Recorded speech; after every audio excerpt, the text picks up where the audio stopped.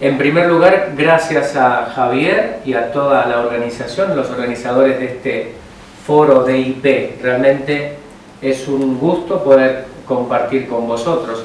Javier dice que me he desplazado, ciertamente, pero el acento diréis, uy, se vino desde, bueno, soy argentino, sí, pero estoy viviendo en Honda, en Castellón. Me desplacé, distancia bastante menor. El tema que quiero compartir, la propuesta en realidad que traemos hoy, es muy amplia, pero vamos a ofrecer un concepto concreto, un apoyo que vamos a pedir de vuestras organizaciones no gubernamentales o eclesiales de la cual representáis, que es justamente apoyar el Tratado de No Proliferación de Combustibles Fósiles que pertenece al ámbito de las Naciones Unidas, a la COP28. ¿Sí? Todos vosotros seguramente ya habéis leído el título, por lo menos, de la exhortación del Papa Francisco que se publicó el 4 de octubre, que se llama Laudate Deum. ¿Sí? Laudate Deum, alabad al Señor todas las personas de buena voluntad. Y es una exhortación totalmente dedicada a la crisis climática. Y no es casualidad que la exhortación, si bien y como exhortación obviamente es breve, le falta la profundidad teológica quizás que nos gustaría, porque claro, Laudato Si nos malacostumbró, pero no, se escribió en un tiempo mucho menor y tiene una funcionalidad específica, tiene una razón de ser, influir, incidir en las discusiones políticas de los estados en la próxima COP28. De hecho, eso queda bien claro en esta exhortación. Y la Iglesia, a través del Dicasterio para el Servicio de Desarrollo Integral Humano, del movimiento Laudato Si, desde hace unos cuantos años viene llevando a cabo dos iniciativas, a partir obviamente de la encíclica Laudato Si, que tiene que ver con el tema de hoy que vamos a conversar. Por un lado, apoyar las discusiones en Naciones Unidas para abogar por el tema de la implementación de una ley o de un cuerpo legislativo vinculante para todos los países para atender a la mitigación del cambio climático, para atender justamente al problema de la crisis climática. Por otro lado también lo que hablábamos en la sección pasada en Confer, la otra iniciativa que tiene que ver con invitar a las instituciones católicas de todo el mundo, el Vaticano lo viene haciendo desde el año 2018, a la desinversión. Actualmente tenemos alrededor de 350 instituciones católicas que públicamente se han comprometido y han empezado este proceso de desinversión. Pero eso es otro tema. Hoy la invitación es a escuchar un poco, bueno, de en qué consiste esta iniciativa, este pedido por el apoyo moral del tratado. Obviamente nosotros no hacemos el tratado, las organizaciones de la sociedad civil, sino solamente lo que podemos es contribuir obviamente al desarrollo de esta pieza de legislación internacional que está trabajándose desde enero del año 2016. En la cumbre de París ocurrió en el 2015, a partir del 2016 se empezó a trabajar en el corazón de Naciones Unidas un complemento del Acuerdo de París, porque se notaba que esto estaba flojo de papeles, el acuerdo como tal, y se empezó a idear en el interior de Naciones Unidas la posibilidad, a modo de emulación del Tratado de No Proliferación de Armas Nucleares, un tratado que atienda el problema de los combustibles fósiles. En Laudato Deum hay muchos textos, párrafos, si no lo habéis leído, aquí les pongo uno, por ejemplo el número 57, en donde el Papa Francisco nos está hablando justamente de la importancia de un cambio en la matriz energética, la transición que se necesita hacia renovables como la eólica y solar, abandonando los combustibles fósiles, no tiene todavía la velocidad necesaria. Esto es algo que Francisco, haciéndose eco de la comunidad académica y científica sobre este tema, viene diciendo en muchas oportunidades. Si vosotros cogéis en Google, ponéis combustibles fósiles, cambio climático, Papa Francisco, además de Laudato Si, que ya veremos que contiene textos específicos sobre este tema, Francisco, cada vez que tuvo oportunidad frente a distintas organizaciones de Naciones Unidas, a reuniones con empresarios petroleros o incluso en los últimos 3 años, conocéis que el tiempo de la creación, vamos a ver un repaso sobre el problema del cambio climático, la parte científica, que es casi incomprensible o es comprensible que todavía hoy no queramos ver el elefante, ¿no?, en la habitación, el problema, la relación que tiene los combustibles fósiles, las emisiones de dióxido de carbono, con lo que está pasando en el clima, ¿no? Para eso vamos a echar mano, obviamente, del informe de síntesis o el informe completo, obviamente yo hago un pantallazo, del IPCC, ¿no? El IPCC, sabéis todos que se trata de un panel de expertos en clima, alrededor de 3.000 científicos que en forma voluntaria están involucrados en la elaboración de esos informes que se repiten cada 5 años, y no son informes que generan conocimiento, son informes que hacen una descripción del estado del arte de la ciencia climática. Desde el año 92, que con el mandato de Naciones Unidas se crea este panel para justamente dar a conocer, bueno, cómo está el clima en términos y el problema que se empezó a plantear sobre el cambio de origen humano, de origen antropogénico. Yo esto lo recalco porque mucha gente todavía piensa que el IPCC es un grupo de científicos pagados, gente que está sesgada. No, son investigadores independientes. He formado parte del IPCC en años anteriores en la revisión de capítulos como investigador del Consejo Nacional de Argentina. Ciertamente podríamos decir que es el informe no solamente del cambio climático, del estado del clima de la Tierra, el más importante o el más completo que se puede tener. Obviamente, después uno puede ir a cualquier institución meteorológica climática seria, que tanto en la Unión Europea tenemos, cada país lo tiene, Estados Unidos, Australia, en Japón, en China, y entrar también a buscar en esos centros de investigación qué se dice de cambio climático, y veréis que está la información que también recoge el IPCC, es decir, no se trata de argumentaciones sesgadas o parcialmente inducidas, como si las hay cuando uno hace un poquito de búsqueda de los que son negadores o los escépticos del cambio climático, que aparecen cada tanto por allí, y tú miras un poco y claro, en general son personas que no son científicos del clima, se trata de personas más bien orientadas del área de la ingeniería, trabajando quizás durante muchos años en las energías, en petroleras, y tienen otros intereses que son distintos a la propia investigación. Y también voy a dar un repaso obviamente muy ligero, teniendo en cuenta también que tenemos Laudate Deum, que es una exhortación específica sobre ese tema, porque la Iglesia nos ha permanecido de alguna manera, la Iglesia habla del magisterio de la Santa Sede, al margen de este tema, ¿no? También es cierto que hay muchas organizaciones de la Iglesia a nivel regional en otros continentes en donde son muy sensibles también a este tema, ¿no? Y como veremos, este tratado de no proliferación de combustibles fósiles ya ha sido apoyado en términos de refrendado por el CELAM, por el Consejo Episcopal Latinoamericano, por la REPAM, que conocéis muchos la REPAM, la RECHAC, la REMAM también, la Unión de Católicos por el Clima de Estados Unidos, la Comisión de la Catholic National Service de los Estados Unidos, que sería como la Cáritas norteamericana. O sea, tenemos bastante apoyo a nivel eclesial, alrededor de 250 organizaciones eclesiales católicas ya han refrendado este pedido, que ya les iré mostrando en qué consiste la propuesta que os invito. Porque ahora en las primeras 3 diapositivas que vienen les voy a contar un poco la tesis, para que os quede claro de entrada a dónde vamos, por qué el tema del Tratado de No Proliferación, y después trataré a lo largo de lo que siga ir viendo las partes que componen eso. ¿Por qué un Tratado de No Proliferación de Combustibles Fósiles? En primer lugar, porque el Acuerdo de París debe complementarse con este tema.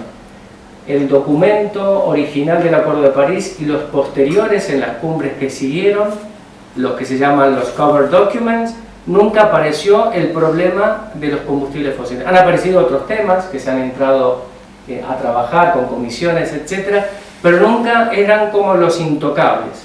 Ciertamente, porque hay un interés obviamente importante detrás de proteger esa industria, ¿no? Eso quedó también evidenciado en el 2021 en Glasgow, cuando se presentaron las famosas contribuciones determinadas a nivel nacional, en donde no se aborda el problema de llegar a contribuciones netas cero de combustibles fósiles, y a menudo, de hecho se hizo inmediatamente una comisión de expertos, hizo una evaluación de todas las contribuciones. Si se logra implementar todas las políticas establecidas, se logra, y obviamente si funcionara todo al 100%, que sabemos que no es así, si dejáramos simplemente, bueno, con lo que se ha presentado, llegaríamos a superar en varios grados los límites del Acuerdo de París, es decir, no cumpliríamos ni con el Acuerdo de París. Por eso aparece como esa necesidad de tener entonces una herramienta que sea mucho más contundente que la buena voluntad de los países para atender a la adaptación y mitigación del cambio climático. El último informe del IPCC, que fue el que se lanzó la parte física en el año 2021 y la parte de mitigación y adaptación en los siguientes años, y el informe de síntesis se publicó en marzo de este año, es claramente contundente con las afirmaciones de que no podemos continuar emitiendo dióxido de carbono de la manera en que lo estamos haciendo actualmente, y que eso implica justamente una colaboración de todos los países para la transición rápida hacia un mundo libre de combustibles fósiles, ¿sí? La Agencia Internacional de Energía, con sus informes también bianuales, concluyó que seguir produciendo petróleo, gas y carbón es incompatible con ese objetivo del Acuerdo de París de no calentarnos más de 1,5 grados. Francisco, en Laudato Si, o la doctrina social de la Iglesia, recoge ese elemento en el párrafo 165, en donde claramente se dice que la producción de combustibles fósiles debe eliminarse sin demora, ¿no? Por tanto, siguen siendo, como yo os decía, ¿no?, el elefante blanco de las discusiones en las COPs, que eso es un poco lo que denuncia la exhortación Laudate Deum. Y Francisco, en el mensaje de este año, del 1 de septiembre, nos pide no escuchar a la ciencia e instituir una transición rápida y equitativa para poner fin a los combustibles fósiles. ¿Qué es el cambio climático? Aquí yo me pongo mi camiseta de climatólogo. El cambio climático, Francisco en Laudato Deum comete un error, porque habla de correlación. En realidad no es, ojo, si fueran correlaciones yo soy el primero en que me voy, porque sabemos lo que son las correlaciones. El cambio climático es la mejor teoría que tenemos para explicar hoy en día el comportamiento del sistema climático. Cuando digo la mejor teoría es de todas las hipótesis, de todas las preguntas, de todas las cuestiones que el científico se hace frente a la evidencia, descartamos todas las posibilidades y uno termina diciendo, no, esto tiene origen humano. Y el principal factor de ese origen humano, obviamente son varios, de origen humano todos, es la quema de combustibles fósiles. Por ejemplo, en esta figura aquí vemos, creo que tengo acá aquí tenemos, por ejemplo, una forma de medir el cambio climático es, el cambio climático no es otra cosa que el sistema climático, la Tierra, tiene un exceso de energía. La energía que fluye en el sistema terrestre proviene totalmente del Sol. Fundamentalmente es el Sol, es nuestra primera fuente de energía. Internamente hay ciertos flujos del manto de la Tierra, pero representan menos del 0,01% de la energía que fluye en el sistema. Con lo cual, cualquier cambio que ocurra en el Sol, variabilidad natural del Sol, o en la interfase de intercambio de esa energía entre la Tierra y el Sol, va a generar cambios, ¿sí?, en el clima. Y justamente lo que estamos teniendo es que la Tierra, por la actividad humana de la quema de fósiles, que ya iremos viendo de a poquito, tiene más energía cada año. Es decir, el planeta se está calentando, porque la energía, el exceso de energía, una forma de medirla, a eso quería llegar, se puede medir de muchas maneras. Una forma de medir es la temperatura. La temperatura del aire, la temperatura de lo que quieras, de una componente, bueno, la que siempre se ha utilizado es la temperatura media global de superficie, ¿sí? Que es la figura que vemos aquí, graficada en color negro, desde el año 1850 hasta la actualidad. Y nosotros, para analizar el sistema climático, usamos el modelado numérico a través de la física que se conoce del sistema. Se tienen en cuenta distintos factores de los forzantes del sistema climático, etc. Y si uno quiere, perdón, me estoy yendo para atrás, si uno quiere, bueno, en negrito sería el observado, lo que yo observo, y cuando yo simulo en los ordenadores. Y una cosa que hay que tener en cuenta acá, estas simulaciones no la hizo un grupo, la hacen al menos 20 instituciones en forma independiente con distintos tipos de ordenadores, y no hablamos de un ordenador, hablamos de sistemas de ordenadores, y los modelos no es una simulación, son ensamble de muchos modelos, muchas pruebas. O sea, el trabajo que hay detrás para llegar a estas conclusiones es bastante, ¿sí? Cuando uno hace el modelado, fíjense, el modelado climático, para poder representar el comportamiento de este calentamiento que vemos sobre todo a partir de 1950 hasta la actualidad, hay que incluir lo que llamamos la influencia humana a través del CO2, el aumento observado del CO2. Si yo quito esa componente, lo que yo observaría en realidad que la Tierra actualmente estaría, en realidad, si yo hago el promedio de los últimos 50 años, deberíamos estar 0,2 grados por debajo de la media histórica, preindustrial. Es decir, por variabilidad natural y a un añadido que justamente era la influencia antropogénica. Es decir, que si no fuera porque el Sol ahora está en mínimos, sería peor el calentamiento global de la Tierra en este momento por la actividad humana. ¿Qué es lo que se ha observado? Bueno, y justamente un exceso de energía en el sistema climático va a implicar cambios en el comportamiento de los climas regionales, porque el clima no es otra cosa que el resultado de las interacciones de energía de las distintas componentes del sistema: atmósfera, océano, hielos, biomas, corrientes oceánicas, etc., ¿no? Y lo que estamos viendo justamente es, debido a este aumento, actualmente estamos en alrededor de 1,3 grados por encima del periodo preindustrial, eso genera obviamente cambios regionales en los climas, que para sintetizar hablamos del cambio climático. Bueno, no hablamos, pero en realidad serían cambios regionales del clima, pero bueno, hablamos en términos planetarios de un cambio climático. El factor principal ciertamente son los contenidos de CO2. El CO2 es un gas que tiene que a nivel subatómico, por física cuántica, se puede explicar que tiene una capacidad de interactuar con la radiación electromagnética, que es la forma en que se transmite el calor en el espacio vacío. La energía que nos llega del Sol es por ondas electromagnéticas, la Tierra absorbe esa energía, pero la Tierra, como está siempre expuesta al Sol, se calentaría infinitamente. Bueno, obviamente los cuerpos físicos reales tienen un mecanismo de enfriamiento que es emitir radiación electromagnética en otra frecuencia, y así lograr enfriarse y lograr un equilibrio térmico radiativo que va a depender justamente de cuán lejos yo estoy de la fuente.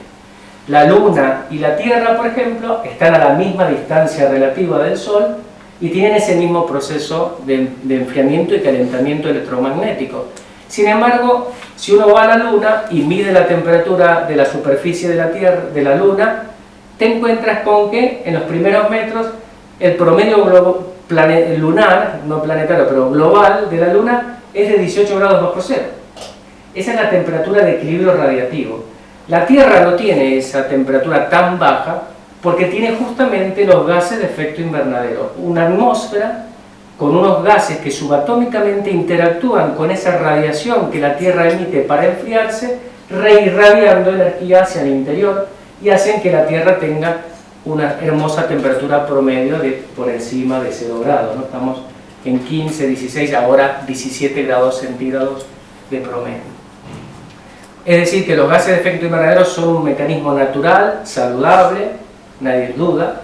El problema es, si uno piensa, por ejemplo, en los gases de efecto invernadero, entre ellos el CO2, como si fuera una manta, ¿yo por qué me pongo una manta cuando me voy a dormir? Bueno, porque la manta, no es que la manta me da calor, la manta lo que hace es interactuar con la radiación que mi cuerpo emite para enfriarse y perder el calor en el espacio de la habitación.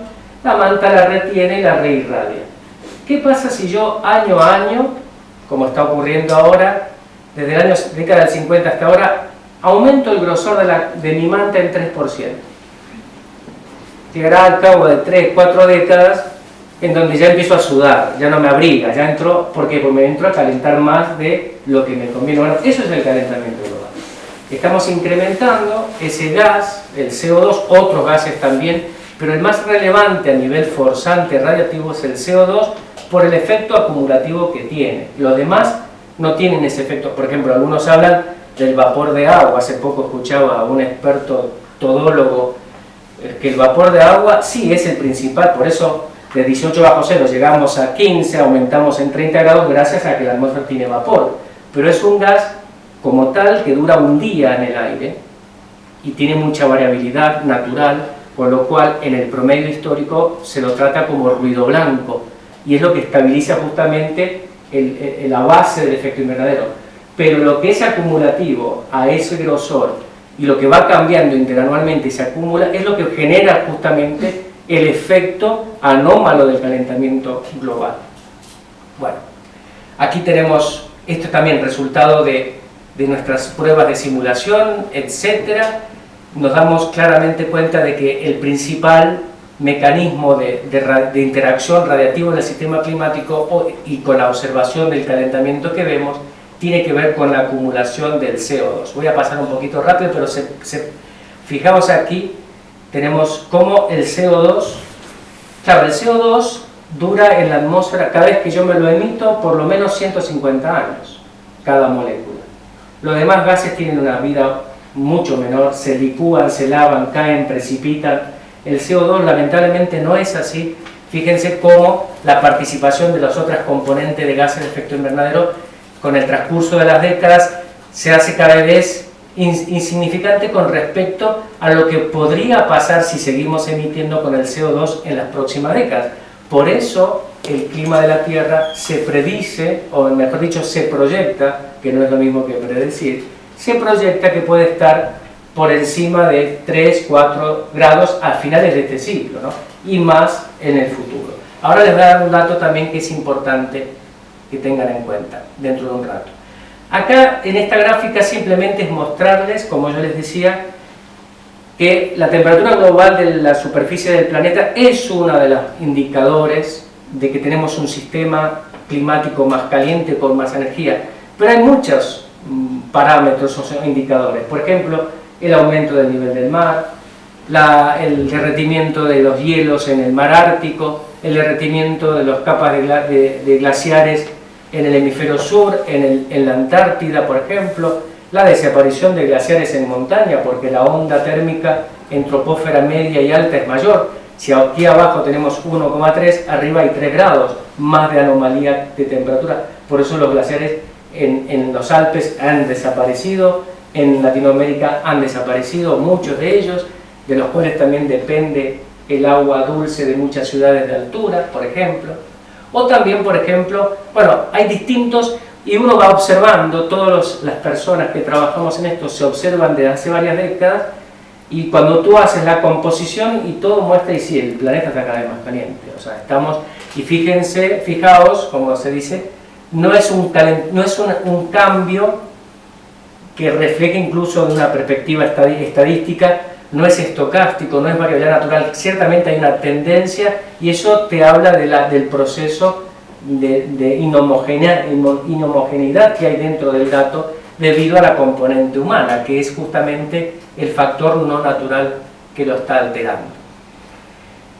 El informe de síntesis del IPCC, que está accesible para todos, claramente nos habla de que debemos reducir las emisiones de CO2 en las próximas décadas. Los valores que se hablan de alrededor de la mitad para el 2030 y de alrededor del 80-85% para la década del 2050. Por eso se habla de una acelerada transición energética. No hay que perder más tiempo, y esto se viene avisando desde el 2021. Van pasando los años y eso se va, claramente los límites son siempre más ajustados, ¿no? En el informe del IPCC también se habla de que lamentablemente, como una incoherencia del sistema de discusiones y de la política, sigue habiendo flujos financieros por parte de los estados a la actividad privada de los combustibles fósiles. Tus impuestos siguen pagando y subsidiando las petroleras, y no se destina ese dinero a otras herramientas que sí están probadas y se piden, como es la cuestión de la captación de carbono, por ejemplo, la adaptación y mitigación del cambio climático. Entonces, ciertamente nos estamos de alguna manera mordiendo la cola, ¿no? Acá les pongo, esta presentación se las dejo también. Acá hay unos textos, párrafos textuales del informe del IPCC. Yo quizás lo que debemos tener en cuenta es que en el sistema climático tenemos como ciertos límites que no deberíamos transgredir. El primer límite es el que pasamos lamentablemente en el año 87, cuando el grosor de la capa de CO2 de esta manta supera los 350 partes por millón.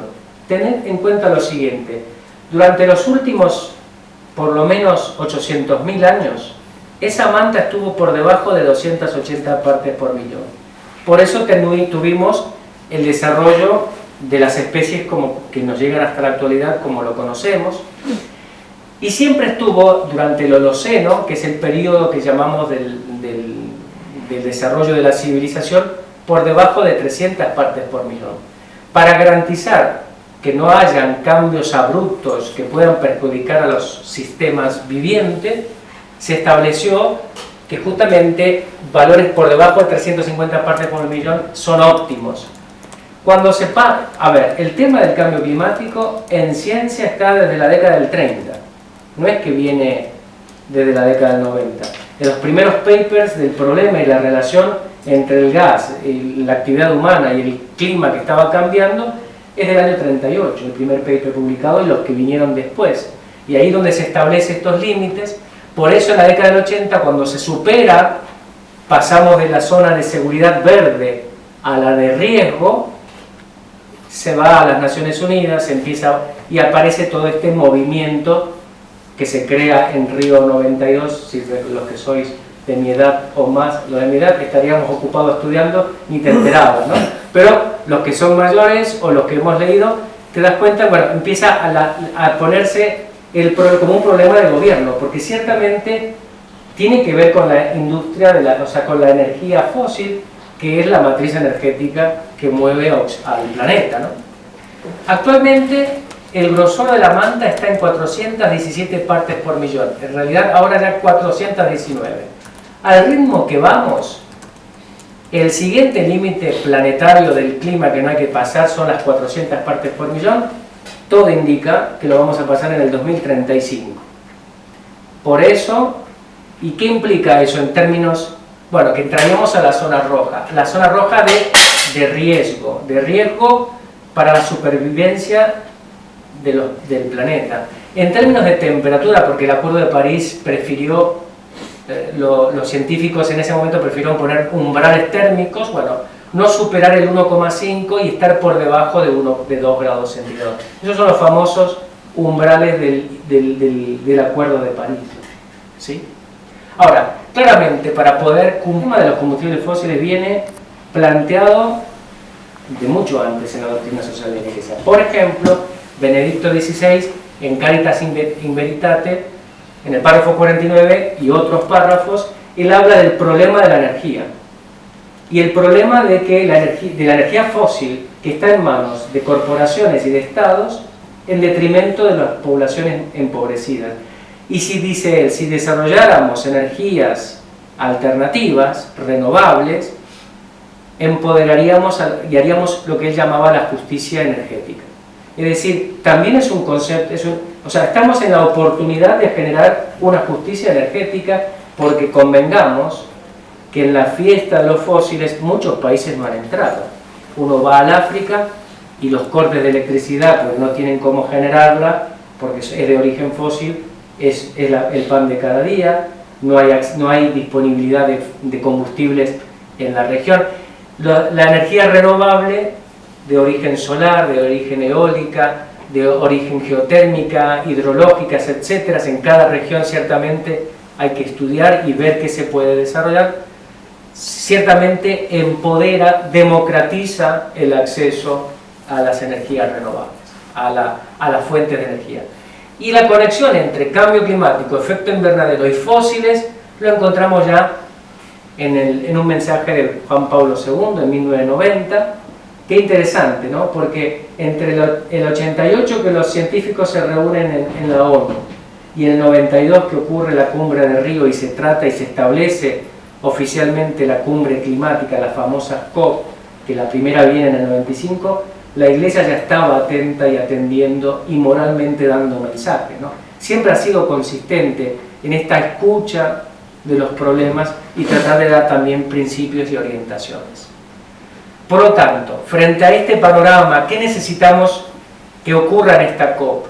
Bueno, que se complemente el Acuerdo de París con un tratado internacional vinculante, específico, para la eliminación progresiva de los combustibles fósiles.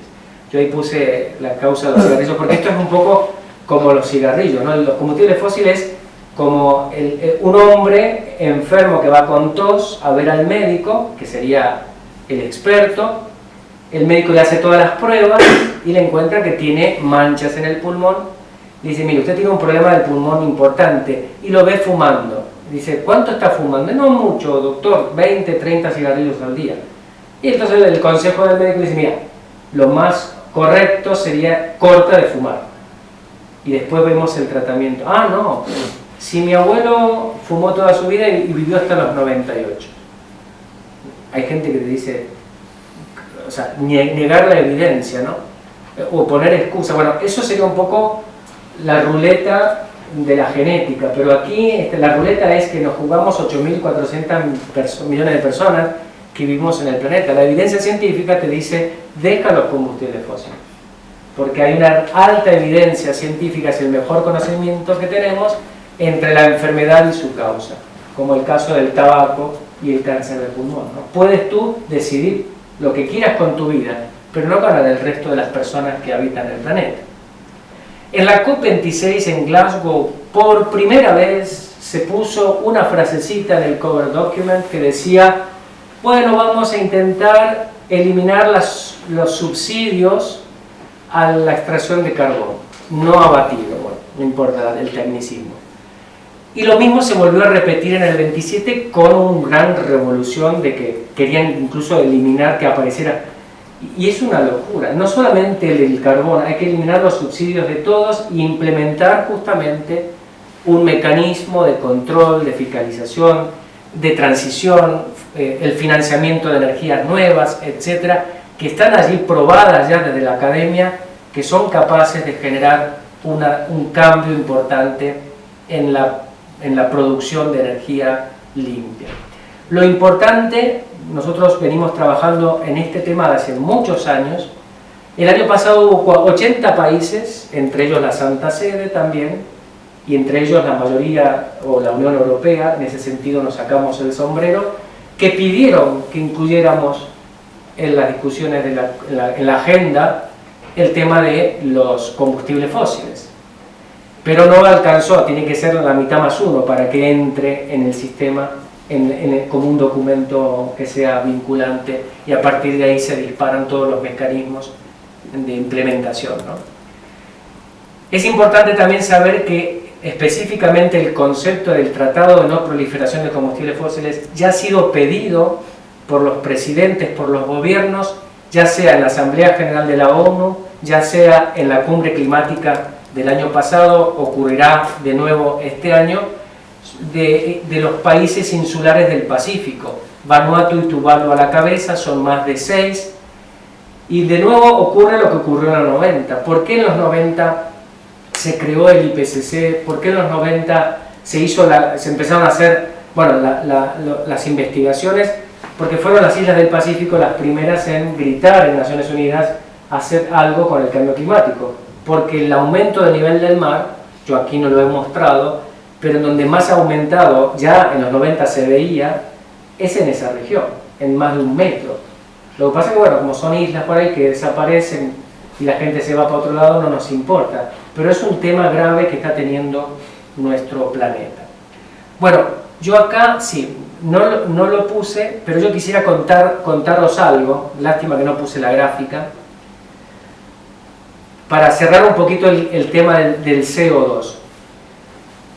Alguno va a decir, bueno, el clima de la Tierra a lo largo de los millones de años que tiene la Tierra, 4.500, ha cambiado, Eduardo. Sí, somos los primeros en que estudiamos eso, que se llama la dinámica paleoclimática, ¿vale?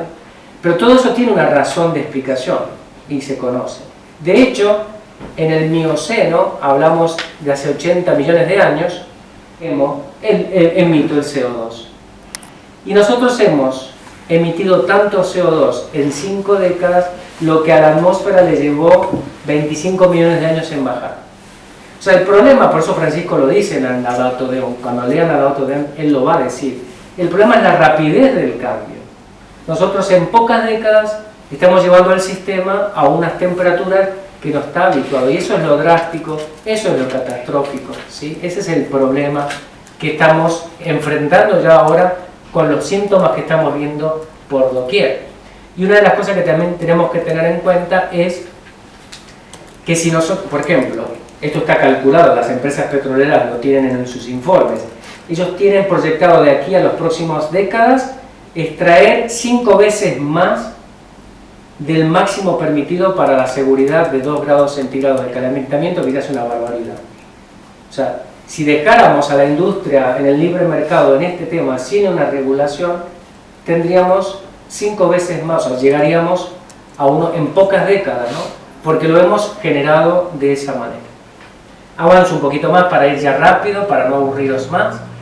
El tratado tiene 3 pilares, que lo podéis luego acceder bien en la página web que tiene esta fundación del tratado. Detener la expansión, cualquier forma nueva de producción, ya sea de carbón, petróleo y gas, tiene que estar regulado y claramente eliminado. En el futuro, ciertamente, hay posibilidades de usar los fósiles como energía, sí, porque el sistema va a lograr regularse, pero sería más o menos como el 10% de lo que usamos actualmente. El resto tenemos que pensarnos de otra manera. Y ese poco ratio que podemos utilizar de energía fósil, usarlo para cosas específicamente importantes en donde los fósiles son esenciales, como por ejemplo para la producción de ciertos materiales que pueden incluso ser usados en las energías renovables, ¿no? La eliminación justa y equitativa de los combustibles fósiles a nivel de las comunidades y de los estados, sabiendo que hay algunos países fuertemente dependientes de sus economías en esa producción, y la transición hacia las energías renovables 100%, ¿no?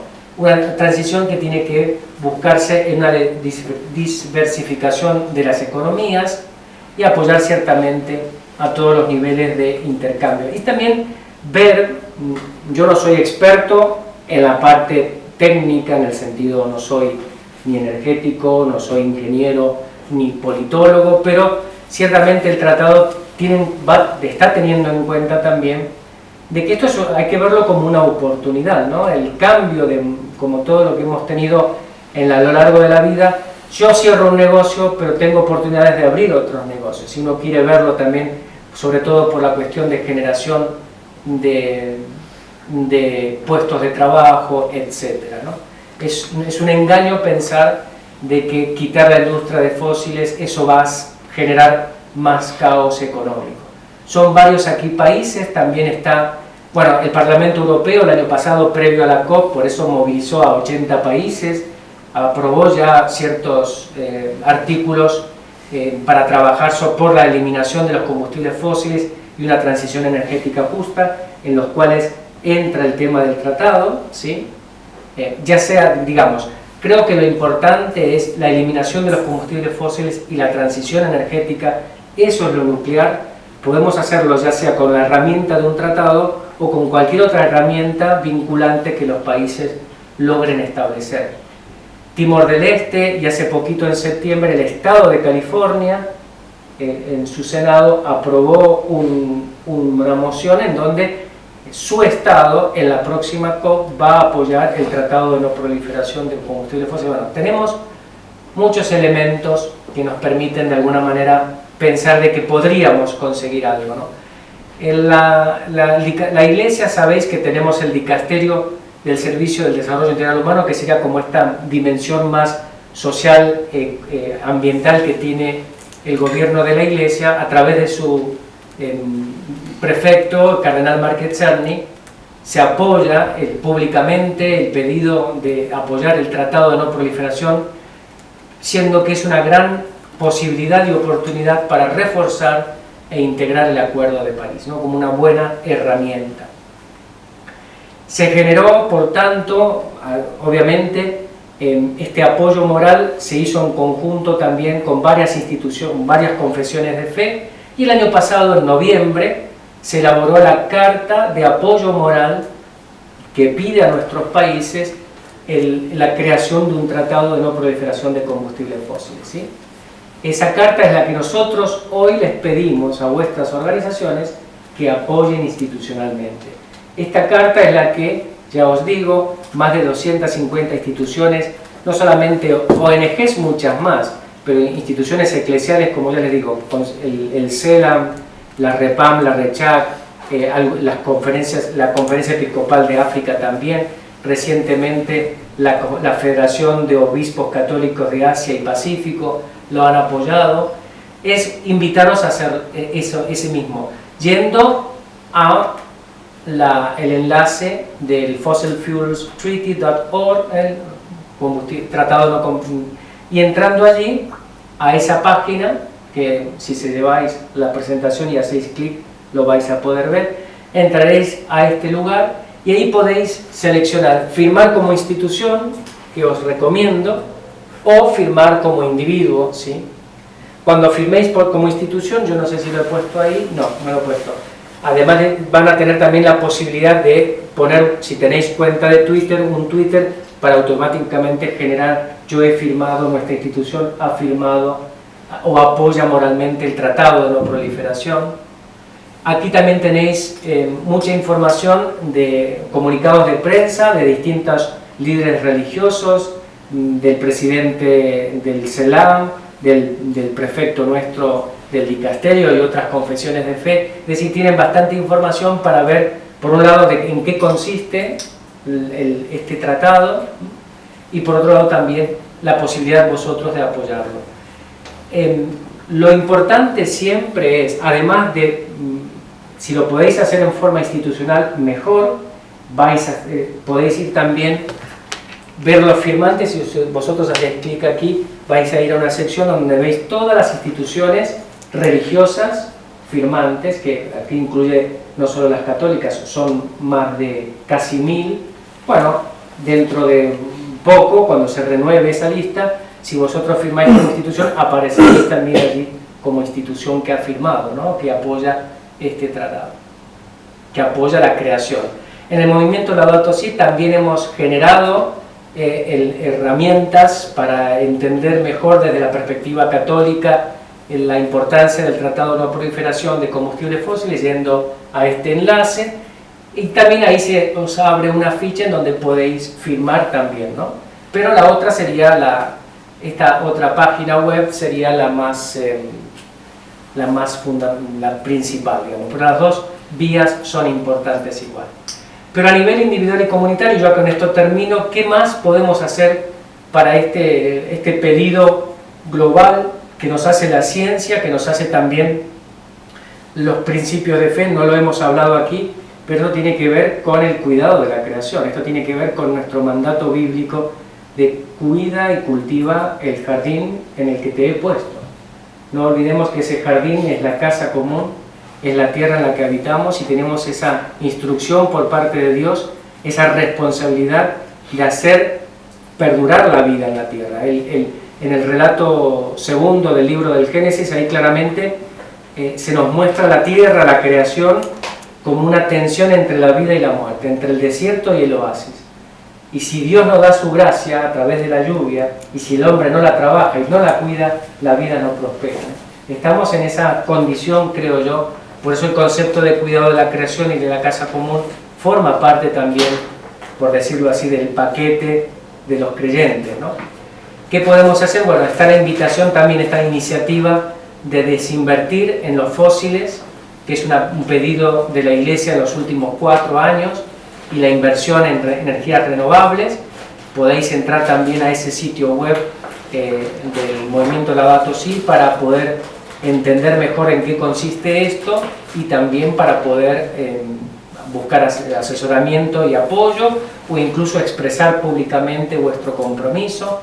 Ciertamente la desinversión requiere un proceso más largo de discernimiento a nivel institucional porque implica muchos pasos que hay que dar, pero tienen que ver, para mí personalmente lo veo como es la respuesta a este llamado a la conversión ecológica, ¿no?